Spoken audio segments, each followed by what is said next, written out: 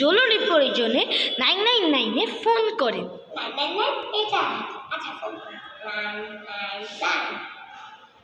Hello hello, কে বলছে? আপনারা কোন জায়গা থেকে বলছেন? আমরা পুলিশ থেকে বলছি।